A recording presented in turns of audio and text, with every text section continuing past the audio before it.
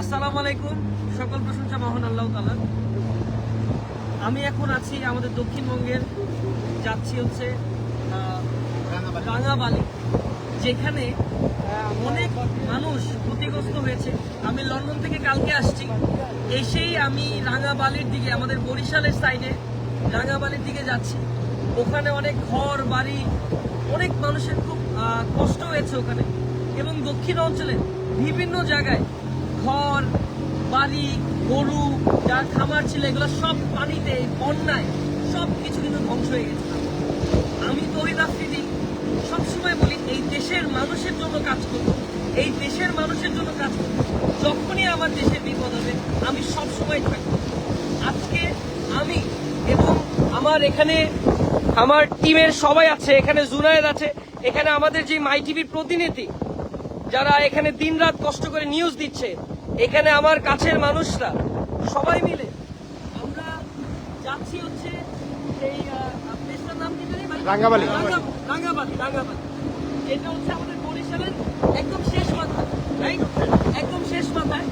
ওইখানে ঝড় প্রচন্ড পরিমাণে এফেক্ট করছে। আপনারা হয়তোবা আমাকে জিজ্ঞেস করতে পারেন যে আমি একটু দেরি হয়ে গেছে। আমি যখন লন্ডনে ছিলাম, আমার টিম এই দক্ষিণ অঞ্চলে কিন্তু ত্রাণ পাঠিয়েছে, বিভিন্ন জিনিস এই দক্ষিণ অঞ্চলে পাঠিয়েছে, কিন্তু আমি আসতে পারি নাই। আমি অনেক চেষ্টা করছি, ওই সময় টিকিট পাচ্ছিলাম না, ফ্লাইট ক্যান্সেল হয়ে গেছে। বাট আমি দেশে আসার সাথে সাথে আমি ওখানে যাচ্ছি, এবং ওইখানের মানুষের কি অবস্থা, তাদের কি কি প্রয়োজন, ইনশাল্লাহ আমি তাদের পাশে থাকবো। আর আপনারা আমাদের জন্য দোয়া করবেন, যাতে সবসময় ২০ মিনিট চলে হলেও আপনাদেরকে সবসময় সেবা করতে পারি এই দেশের মানুষের। এটাই আমাদের আসল চিন্তা ধারণা, এটাই আমার পাওয়া, এটা আমার ভালো লাগে। আমি করতে থাকবো, যত দেশের প্রবলেম হোক, যেইখানে হোক আমি চলে যাবো সেইখানে। আমি মাত্র ১৭ ঘন্টার ফ্লাইট নিয়ে মাত্র ৮ ঘন্টা ঘুমিয়ে আমি এখন এই বোটের মধ্যে। আপনারা দেখতেই পাচ্ছেন, আমি শুধু, এটা কি নদী? আগুন মুখা। আগুন মুখা। ভাই আপনার নাম? হ্যাঁ, রনি ভাই এখন আমাদেরকে বোটে করে নিয়ে যাচ্ছে। যেখানে যাচ্ছি এটা একটা চর এরিয়া, ওখানে কোনো গাড়ি বা কোনো কিছু যায় না।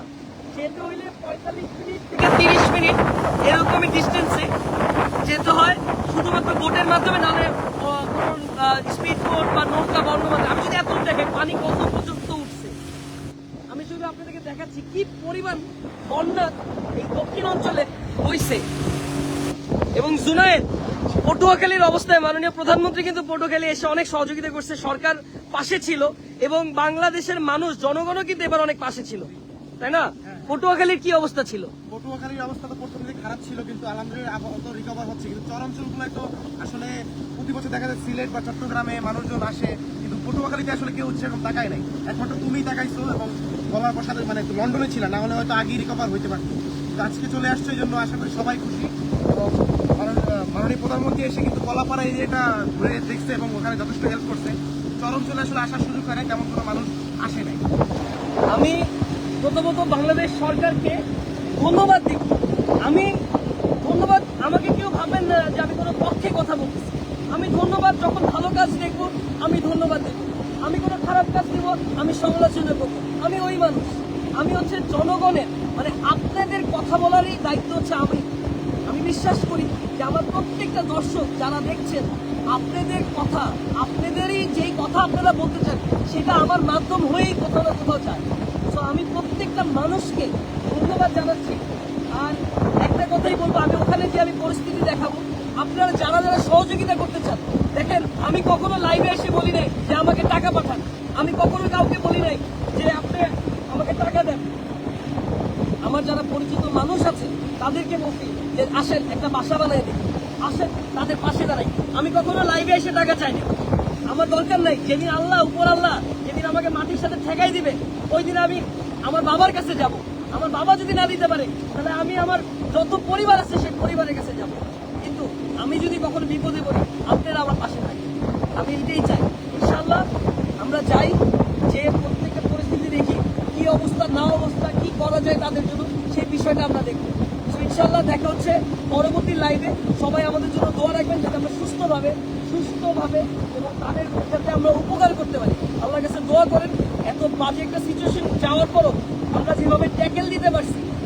প্রত্যেকবার যখন বড় বড় ঘূর্ণিঝড় হয় তখন কিন্তু আমাদের দক্ষিণ অঞ্চলের উপর থেকে যায়, এটা কিন্তু আপনারা জানেন অনেকে, আবার অনেকে জানেন না। প্রত্যেকবার যত বড় বড় ঘূর্ণিঝড় হয় তখন আমাদের দক্ষিণ অঞ্চলের উপর দিয়ে যায়। প্রত্যেকবার যখন আমাদের অন্য আমি কোনো দেশের নাম নিব না, কোনো দেশে পানি ছাড়লে সে আমাদের সিলেটের উপর থেকে চলে যায়। তো এই জিনিসটা আমাদের টুডে অর টুমরো এইটাকে আমরা সরকার বলেন আমরা সবাই মিলে এই জিনিসটাকে আমাদের আটকাইতে হবে।